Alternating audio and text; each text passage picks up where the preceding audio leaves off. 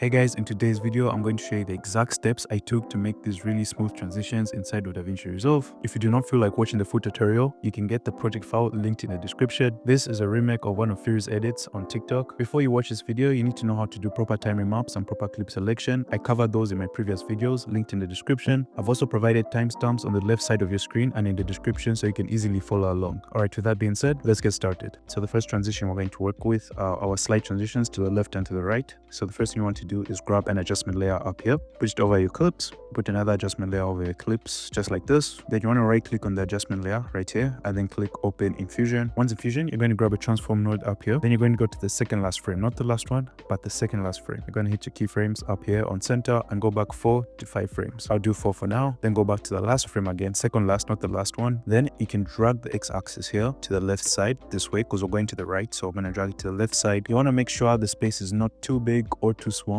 so that you can clearly see that the slide transition is actually happening. Then you want to go to edges and hit mirror. Then I'm going to go up to my spline panel. Then in your spline panel, you're going to click into the empty space, hit Ctrl A, S to smooth the graph, and then Ctrl F to make it bigger. And then you're going to make this graph right here. So you grab this while holding Control and then bring it down. Make sure it doesn't dip down below this line right here. So you can use Alt to bring it up so that it's like up a bit more. Then from there, you're going to hold Alt and then drag it. Then just make sure the 2 points are together like that. Then from there, you're going to close your spline panel. Now here, you're going to click on your transform node and hit Control Space and type in Easy Offset. This is a free tool by Kawa. I'll link it down below. Then here, you want to go to the second last frame, then hit the keyframe here on the X offset and go to the 10th frame, the last frame, hit the keyframe again, go back to the second last frame and then just bring it all the way up. Once it's done, you should have something that looks like that. It's super fast. Now, if you wanted to go slow, you can go up to your spline panel. And in your spline panel, you can give the graph like a lot of slack right there. That way it starts off slow and then goes off fast. If you don't want it to be too abrupt, you should have something that looks like that. As you can see, I don't think it looks that good, but yeah. Right, once that's done, you should have something that looks like that. As you can see, it's a slow, slight movement, but let's say you want it to be faster. Again, you can go to your spline panel once more and just make a really, really sharp graph like this. Hold Alt, bring it together, you can bring this up, and then you're going to notice that we have this super fast transition right there. It looks really cool. Now, the next thing we're going to do is go to the other adjustment layer on the next clip. So go into Fusion, grab the transform node again, and then go to the beginning of the clip right here, and then go on center as well, and then go maybe like on like the 9th frame, and then on the first frame right here, take it all the way to the right side this time, right? You can use a small value, but like I'm just going to use like the value that's like in between, not too much, don't go too crazy, just like keep it quite simple like that. Then mirror your edges again right here. Then we're going to use our spline panels once more. Now when you're in your spline panels, you can go up here and select show selected 2 only up here, and it's going to show the 2 that you've selected. And from here again, click into the empty space, Control A, Control F to make it bigger, S to smooth it out. And then this time we're going to go the other side, right? So we're going to bring the graph up like this right there. And then once you're done, you should have something that looks like that.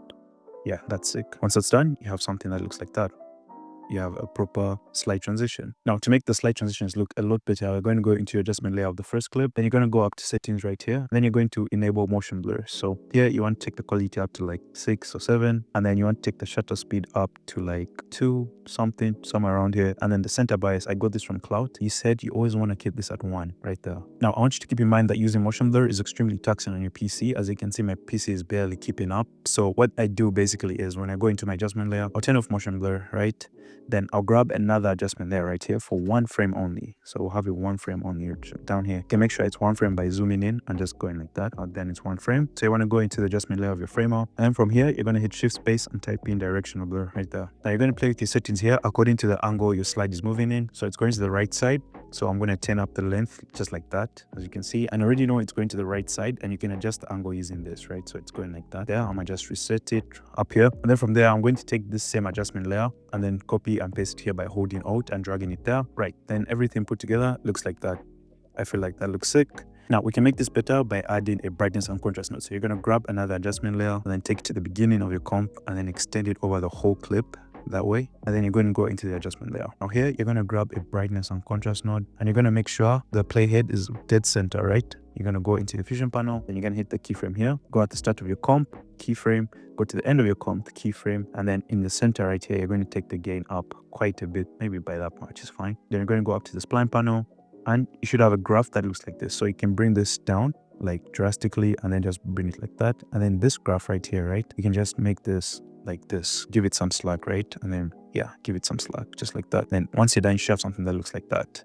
gives you a nice white flash. Now, using another brightness and contrast node, let's say we add another one. Let's say we're still on the center of the clip, and then in your brightness and contrast node, you're going to go down here to the high and low points and keyframe right here, and then take it down by quite a lot, just like that. The whole idea here is that we want to hide the mirrored frames. So you want to go to the beginning of your composition and then bring this low point back up like that. Go to the end again and then bring it back up once more, and then we're going to play with our splines. Right, once in your spline panel again, Control A, F, and then S to smooth it out. So we're going to bring this down drastically like that right there, and then you bring this down but still give it some slack. Once it's done, you have something that looks like that, and it actually completes the slide transition really well, and I think it looks super sick. And that's basically how I make my slide transitions to the right side. Now let's make a slide transition to the left side. Now for this transition, the same thing applies. Grab an adjustment layer again, and then drag it over the clips. Grab another one and put it over the second clip. All right, once that's done, go into the adjustment layer of your clip. From here, you want to grab an adjustment layer, go to the beginning of your comp and go back 4 to 5 frames, 1, 2, 3, 4, right there. Then go to the end of your comp right here. And then this time we're going to go to the right side like this, just like that. Then make sure you mirror your edges once more. Then we're going to go to our spline panel. Here again, click in the empty space, Control A, F to make it bigger, S to smooth it out. And then from here, hold Control, drag this down, hold Alt, and then drag this like that. That's basically all you have to do. And then you have something that looks like that. Now you're going to notice that there's this black bar right here. We're going to fix that by using the brightness and contrast nodes and some blurs. But from here, we're going to go into the other clip. And in the other clip, you're going to grab the transform node, click center right here, then go almost in the middle-ish right there, and just reset that, middle-ish right there, and then go to the beginning again. This time, drag it this way. And then you want to mirror the edges once more. Go up to your spline panel, hit Control A, F, S, then bring this up here like that, and then drag it all the way down like that. Once it's done, you should have something that looks like that. After that, we're going to do some one framers. Grab an adjustment layer up here, make sure it's just one frame right there, and then go into the fusion panel of this one. From here, hit Control Space and type in directional blur, add it, and make sure it's going in the direction the slide is going. So right there, hold Alt, and then drag it over the next one. You can see we're barely breaking that line right there, but we'll break it even more, then you should have something that looks like that. Right, then from there, we're grabbing another adjustment layer, and then we're going to extend it over both clips around right there. Go into the fusion panel. Then here, this time, we're going to use a hotspot node, right? So if you don't have Sapphire, you can just use brightness and contrast node. I showed you how to do that previously. So you're going to hit Shift Space and type in hotspot, add it to your comp. So as you can see right there, the line is completely broken actually. So yeah, you can even bring this up a bit more so we can see what's going on. So on the 10th frame right here, and then I'm going to go to the beginning of the comp, bring this back up, end of the comp, bring this back up again. And then we're going to go to our spline panel. And then here, we're going to bring this down again, the usual, just like that. Bring this down as well, and then just give it some slack. You should have something that looks like that. Yeah. Then once that's done, you should have something that looks like that. I feel like that looks super sick. And yeah, that's cool. We can even make the graph go down even faster. So we can bring this down just like that. And you have something that looks like that. Cool. All right, next transition we're making is a slide transition that actually goes up. I've never seen tutorials on this, but yeah, transitions that go up like that. So first thing you want to do is grab an adjustment layer again, and then extend it over your whole clip this way, right? And then grab another adjustment layer, put it over your clip, and then extend it over your whole clip. So from here, you're going to open this adjustment layer in Fusion, grab a transform node right here and add it to your node tree right there. Go to the beginning of your comp, keyframe the y-axis, and go back 5 or 6 frames. Keyframe, go back to the beginning of your comp, and then just play with this right here. So we're going to make it go up right here. You can leave a little space if you want to, but if you want to be more dramatic, take it up like quite a bit, just like that. Go down to your edges and make sure you mirror them. Go up to your spline panel. From here, you want to hit Control A, S, and then F to make it bigger, and then you're going to make this graph right here. Remember, you can make this graph have some slack if you want to be less dramatic as well. Next, you're going to go into the next adjustment layer, and in this adjustment layer, add a transform node once more. Keyframe the beginning as well. Go almost like center-ish of the composition right there. And then here, you want to keyframe again, and then make sure this time we're going the opposite direction. So we'll go down just like that, and then make sure your edges are mirrored. Then we're going to play with our spline panels. In your spline panel, you're going to make this graph right here, make it like as sharp as you want to, then you should have something that looks like that. Now we can make this less aggressive by giving the graph some slack. You can give the graph some slack just like this much, I think is fine. And then on the next one as well, you can give it more slack as well, just like that. Then you should have something that looks like that, a lot less dramatic. So now we're going to make this look a lot more interesting than it already actually is. So on this frame right here, we're going to add a warp paddle. So you want to get an adjustment layer once more, extend it like maybe halfway through like that. Go into Fusion, and in Fusion you're going to hit Shift Space and type in warp paddle. You're going to add it to your node tree like that. Then you're going to see it looks something like this. Now, if you do not have the node warp paddle from Sapphire, you can watch PJ's tutorial on how to make turbulence. It's basically the same thing. So on frequency, you want to make sure it's like 1. I think that's fine. And then you can play with this ring right here and put it like dead center, and then you want to keyframe the amplitude, so keyframe the beginning, go to the end and take it all the way down. Now you want to play with your splines once more. In the spline panel, again, hit in the empty space, Control A, F, S to make it smoother. Then you're going to make a graph that looks like this. I got this from my boy Sue. I'll link his YouTube down below, right there. Right, once it's done, you should have something that looks like that. It really exaggerates the transition a lot more, and I feel like it looks extremely sick. Yeah. Now we're going to add some directional blur one framers right here. Again, make sure it's just one frame, add it on this side, then open this adjustment layer in Fusion. Again, Control A and type in directional blur, should be right there. This time, crank it up. We're going to take the angle all the way down like that. Grab the same adjustment layer and then drag it over the other clip. You should have something that looks like that. That's sick. Yeah. You can even add a brightness and contrast node, hotspot node to make it a lot more interesting. All right, so from there, we're then going to add a brightness and contrast node again. Extend it over the whole clip once more. Go into Fusion, grab a brightness and contrast node, keyframe the gain, go to the beginning, keyframe the gain again, go to the end, keyframe the gain, go to the middle, and then take the gain up quite a bit. Maybe by that much is fine. Then from there, you're going to go to your spline panels and play with the splines. Here, we're going to hit Control A, F, S to make the graph smoother. Bring this down like this, make it as sharp as you can. You can even give it some slack actually. Yeah. Then bring this down and give it as much slack as you possibly can give it. I feel like that's fine. Then from there, you have something that looks like that. Yeah, that's sick. Right now from here, we're going to make a slight transition that actually goes down like that.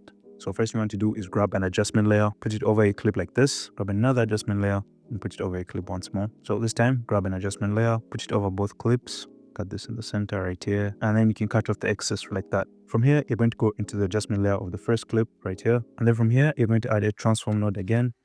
Go to the end of your comb, keyframe the center axis, go back to 1, 2, 3, 4, 5, 6 frames. If you want 2 or 5, make sure this time it goes down like that. Right, you can make it like extremely dramatic.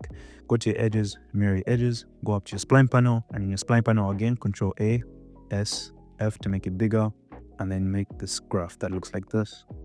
Right, once that's done, go to the next adjustment layer for the next clip, add a transform node again, then go to the beginning of your comp again, and then this time keyframe and go to like center-ish of your composition, go to the beginning and then just have it up just like this. Then go to edges right here and mirror it. Then go to your spline panel. In your spline panel, empty space again, Control A, S, F to make it bigger. And then this time I'm making a graph that looks like that. Right there, you can drag it. Once that's done, you have something that looks like that. It's barely hard to see because the clip selection is really good on this. And like the timing map is also really good. But yeah, now to make this a lot more interesting, this is what we're going to do. We're going to grab another adjustment layer and we're going to drag it over the full clip. Make sure you go dead center of your clip right here. While you're dead center right here. From here, we're going to add optical flares.